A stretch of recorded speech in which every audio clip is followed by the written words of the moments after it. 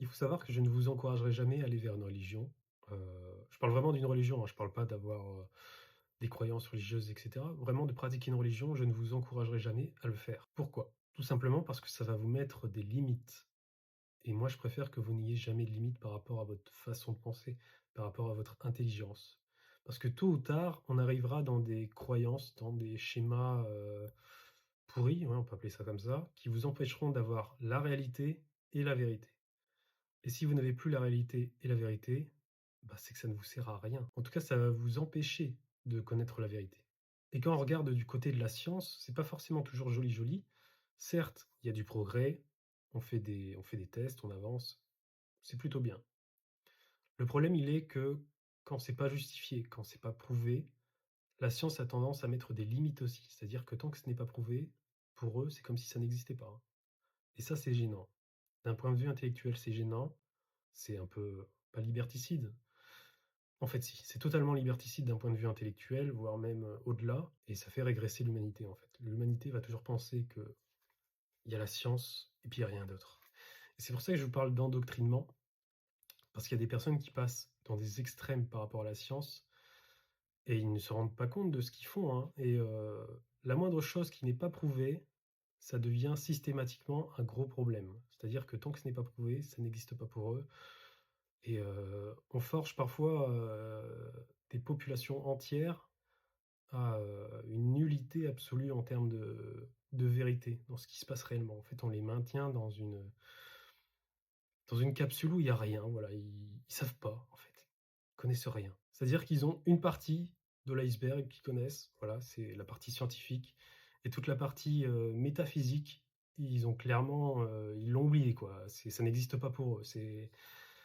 C'est des zombies par rapport à ça. C'est pour ça que c'est gênant, d'être vraiment dans cet extrémisme de la science.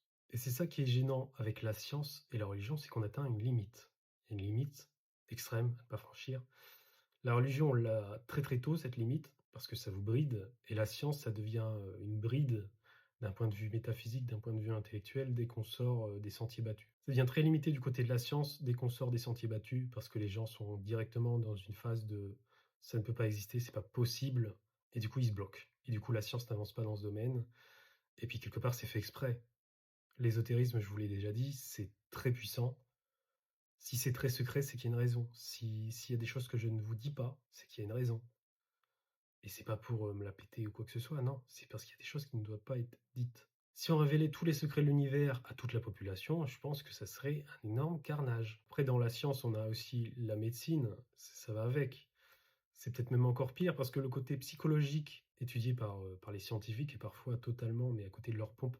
En fait, si les scientifiques s'étaient intéressés à tout ce qui était sorcellerie, à tout ce qui était ésotérisme, ils verraient bien qu'il y a un gros, gros souci.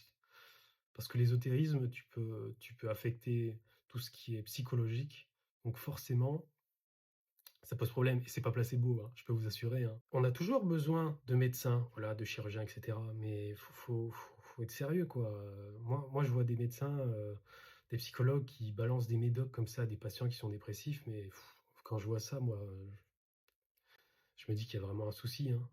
C'est Ils sont bac plus combien déjà? Ils ont fait combien d'années d'études?